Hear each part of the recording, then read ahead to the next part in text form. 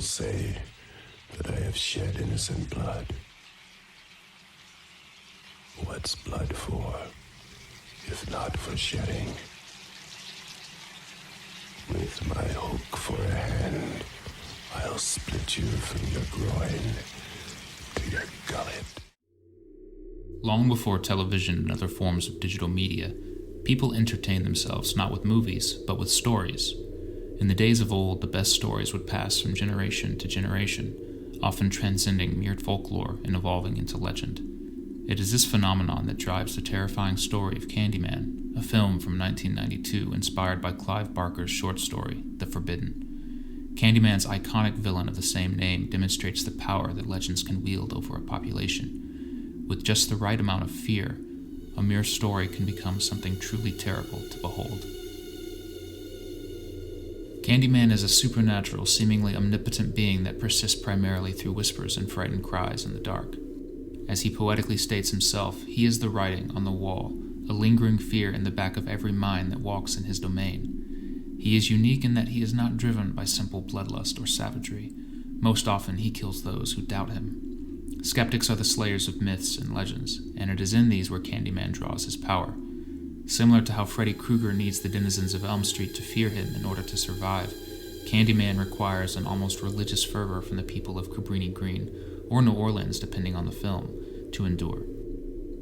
While Candyman's spectral classification is never explicitly stated in the films, based upon the nature of his death while still human and the powers he possesses, it is not unreasonable to assume that he is a Yurai, a type of ghost that persists following a brutal death tied to extreme emotional distress. Further, according to Japanese mythos, a person of lower social standing would become particularly more powerful after death. All of these circumstances fit the criteria of Candyman, as we will explore. Candyman was born in the 19th century as Daniel Robitaille, an ironic surname considering that the etymology of his name means famous and/or bright, a trait that he would inherit only after his death. The son of a slave, Daniel Robitaille's life would have undoubtedly been arduous if not for his father's sudden rise to prominence and wealth after inventing a machine that enabled the mass production of shoes during the Civil War. Following the war, Daniel's father used his wealth to send him to several prestigious schools, allowing the young African-American boy to receive an education and a chance at prosperity. Considering the zeitgeist of that particular era, it was a nigh inconceivable opportunity for Daniel. Naturally, not everyone saw it that way. Precise dates are unknown, but it is believed that around 1890, Daniel Robitaille, now an artist of some renown, was commissioned by a wealthy man to paint his daughter. As long sessions of painting grew more and more intimate, Daniel and the young girl, Caroline Sullivan, fell in love. Despite the beauty of love being found in such an unexpected manner, it was not long until Caroline's father learned of their relationship. Driven into a blind rage, the father was not content with merely ending their correspondence with a harsh word and a sharp eye. He had to teach the young man his place with blood.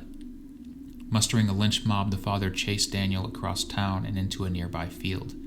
Racked with fatigue and terror, Daniel was eventually overtaken and beaten. The mob stripped him naked, yet humiliation was only the beginning. One stepped forward with a dull, rusty saw and proceeded to work its ragged teeth through the flesh and bone of his wrist. Each agonizing stroke rended Daniel apart until at last his right hand fell to the ground. His senses still overwhelmed with the pain and his mind dulled, the mob jeered and laughed as they smeared wild honey over Daniel's body, dubbing him Candyman as a sick reference to the sweet substance that dripped from his skin. It was not long until the honeybees caught the aroma on the wind. Like an enraged storm, they swarmed him, stinging him again and again until it is likely he could feel nothing at all, save for the weakening beat of his own dying heart. His body was then burned on a pyre, the ashes scattered without solace or peace. Unbeknownst to the people that had murdered him, they had sown the seeds of an evil that would outlast them all. Even with no knowledge of his powers and predilection for death, Candyman is an imposing figure. Standing at 6'5", Candyman is quite literally a giant among men, with empty eyes that peer into the soul. Where his right hand once was, a rusted meat hook now sits, rammed deep into his forearm, which he uses to eviscerate his victims in a slow, painful death. As horrifying as this is, however, it pales in comparison to his less conspicuous traits. Beneath his thick jacket, Candyman's body holds more than flesh and blood. A veritable swarm of honeybees lives within him, writhing, nesting, feasting on him in a perpetual buffet of suffering. The bees can be summoned to attack at will, flooding their hapless victim with countless numbers until they either succumb to pain, terror, or Candyman himself. If Candyman sustains any injury, or rather allows his victim to think they've injured him, there is no spurt of blood. Only bees exist beneath the surface of his skin, and they will mercilessly attack any who disturbs him. Candyman possesses an alarming number of abilities that make him quite possibly one of the deadliest and most terrifying entities in all of fiction, but his greatest strength is curiously enough not in something he can directly control: his legend. Candyman is obsessed with his story being told through the generations. As Daniel's sentence was unjust and his life cut tragically short, Candyman desires nothing more than to live forever, metering out death here and there to further fan the flames of fear. Those that fear him, ironically, have little to fear from him. It is the doubters, the skeptics that Candyman makes examples of. The only known way to voluntarily summon Candyman is by saying his name 5 times in a mirror. Any reflective surface can be used, but a mirror is most common. This manner of invocation is clever in that it roots out the non-believers.